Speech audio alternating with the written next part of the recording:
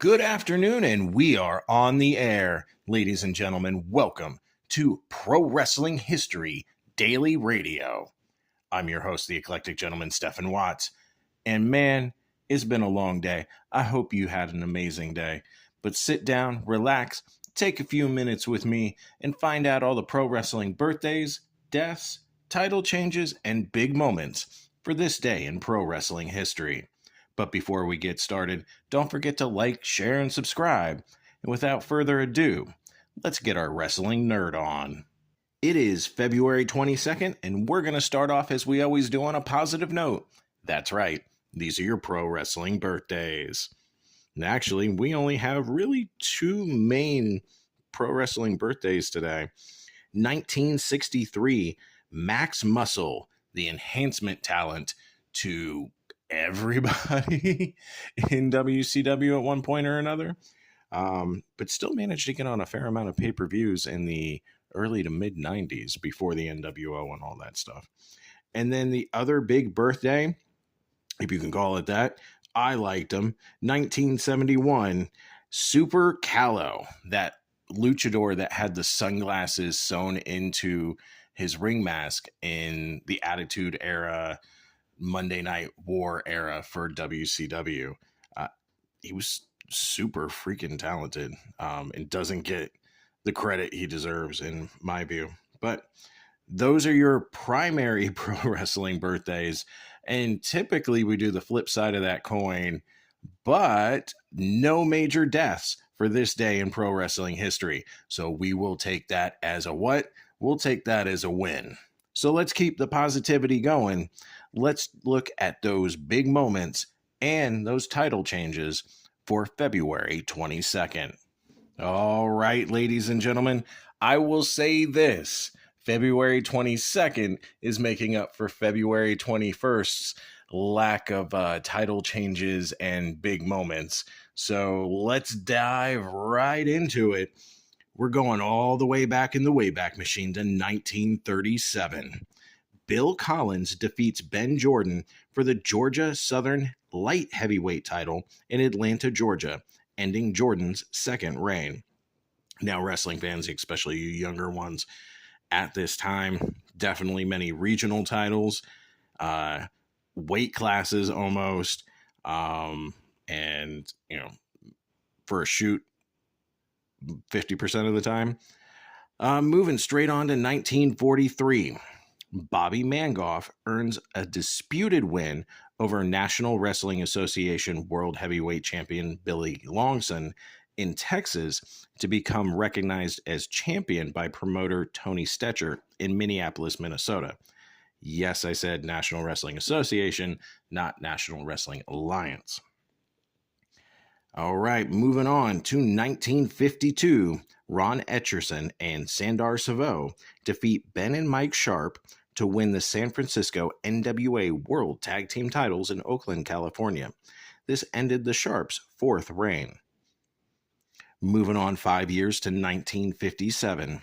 Pepper Gomez, God, I love that name, and he had a super cool mustache too, defeats El Medico for the NWA Texas Heavyweight title in Houston, Texas, ending Medico's second reign and beginning Gomez's sixth.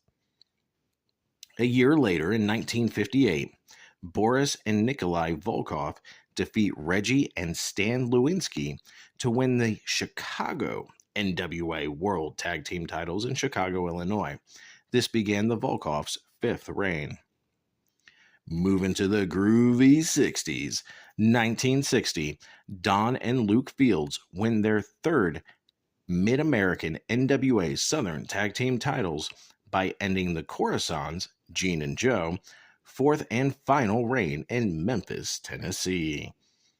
1961, the Mysterious Medics are billed as Gulf Coast NWA Southern Tag Team champions on having trouble speaking today, on arrival to the promotion. So Phantom Lee being given the belts, much like LOD. Oh, LOD. Shame on me for saying their WWF names. The Road Warriors were given, I want to say this Southeastern tag team titles upon their arrival into the NWA, Jim Crockett's NWA. All right. Now that I butchered that, let's go to 1965. The Worldwide Wrestling Federation held an event in Madison Square Garden in New York City, New York, as they did monthly at that time. But the main event sees Cowboy Bill Watts defeat WWF World Heavyweight Champion Bruno Sammartino. By disqualification, Sammartino retained the title. All right. Screw Watts. All right. 1966.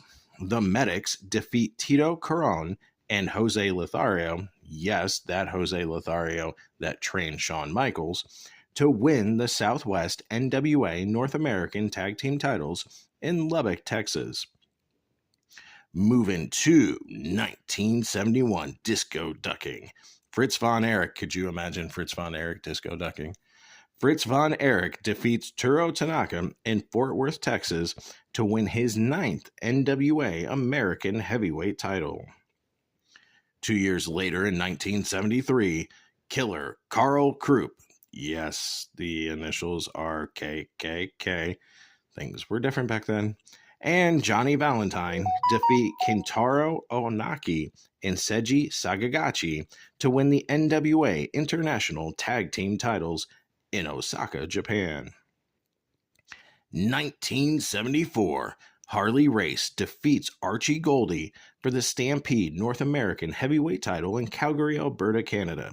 This ended Goldie's 7th reign.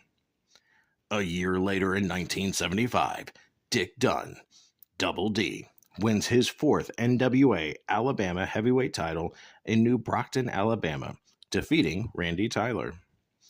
1976, Wildfire Tommy Rich defeats Jerry Lawler in a no DQ match in Memphis, Tennessee to win the Mid-American NWA Southern Heavyweight title, ending Lawler's 6th reign of 5,675. Joke. Actually, probably not. 1977, Mil Mascaras defeats Alfonso Dantes in a hair match in Mexico City, Mexico. I need to look this match up. Alfonso Dantes is fire. Let's just put it that way.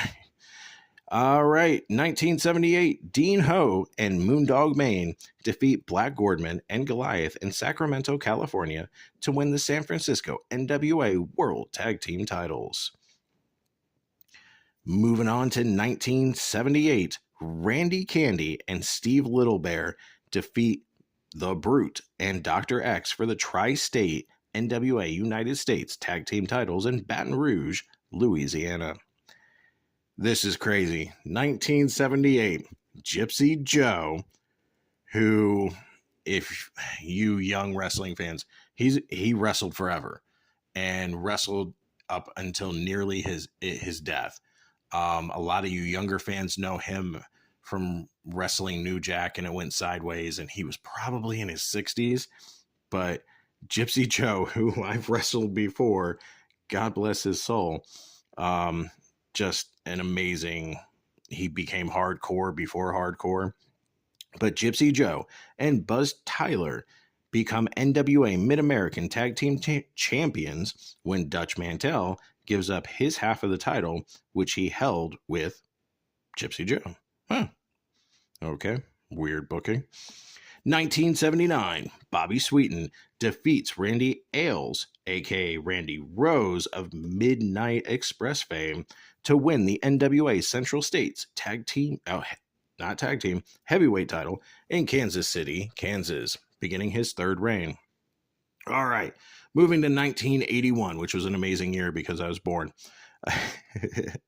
1981, Ivan Koloff and Ray Stevens defeat Paul Jones and the Masked Superstar for the NWA World Tag Team titles in Greensboro, North Carolina.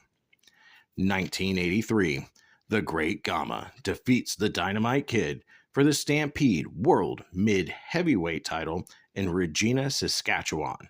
This began Gama's second reign, and ended Dynamite's third. 1983, Dirty Dick Slater defeats Mike Rotundo, aka IRS, for those WWF fans, to win the NWA television title in Columbia, South Carolina. I was wanting to say Columbus, Ohio. 1984, Jumbo Teruzza defeats Nick Bockwinkel for the AWA World Heavyweight title in Tokyo, Japan. This ended Bockwinkel's fourth and final reign. Bach was in his mid to late 40s at this point, and one of my favorite wrestlers of all time. Total package. I would love to see what he would have done in today's wrestling. 1986, the Cuban Assassin, friend of mine, go check out his YouTube, defeats Kendall Windham to win the NWA Florida Heavyweight title in Tampa, Florida. And moving on. Now, this is a match I need to find on tape. Any tape traders, call me. 1988, the Midnight Rockers, Marty Jannetty and Shawn Michaels, defeat the Rock and Roll Express, Robert Gibson and Ricky Morton, in Memphis, Tennessee, to win the held-up AWA World Tag Team titles.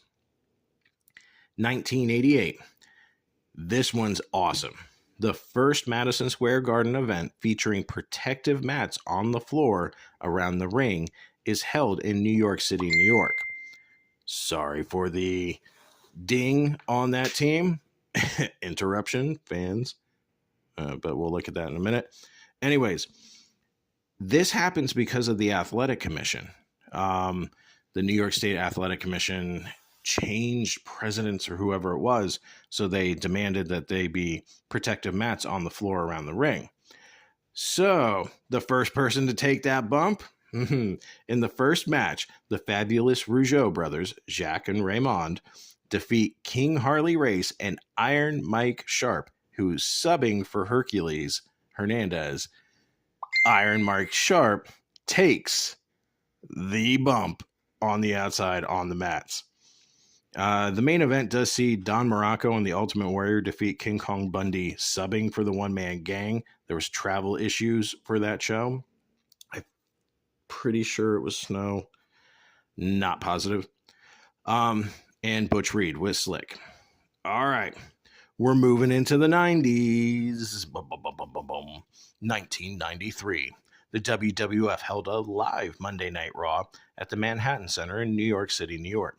The show featured Hulk Hogan's first appearance since WrestleMania 8, announcing a new alliance with Brutus the Barber Beefcake. The new team was called the Mega Maniacs, with Jimmy Hart as their manager. And we all sighed.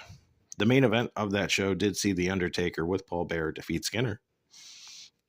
Moving to 1993, the Moondogs, Splat and Spot, there was like 50 of the Moondogs, defeat the Harris brothers, Don and Ron, for the USWA tag team titles in Memphis, Tennessee. This began Splat and Spot's second reign and ended the Harris's third. All right. And this one's going to get me in trouble, but 1997, the East Coast Wrestling Association, ECWA, held its very first Super 8 tournament in Wilmington, Delaware. I went to this show, not that my mom or anybody knew about it. I was supposed to be at a Magic the Gathering tournament in Connecticut. Anyways, you see Ace Darling defeat Cheetah Master in the main event of that tournament, or the finals of that tournament. And then last but not least, actually, you know what? We got a few others. We're going to give you some Mexican history here too.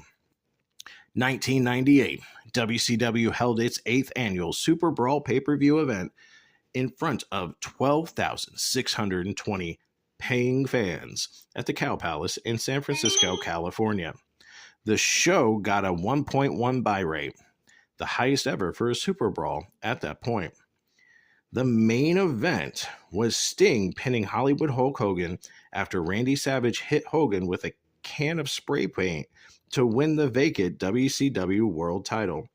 This began Sting's 4th reign after the match. Sting spray painted WCW on Hogan, and J.J. Dillon gave Sting the belt. The WCW World Heavyweight title had been held up since January 8th, following the controversial ending of Hogan and Sting's match at December Starrcade, which was the biggest bungle in WCW history. All right, I told you we're going to end on some Lucha Libre history. So, 1998, Perro Aguayo Sr. defeats Cybernetico to win the Mexican National Heavyweight title. 1999 wasn't so good for Perro Aguayo Sr.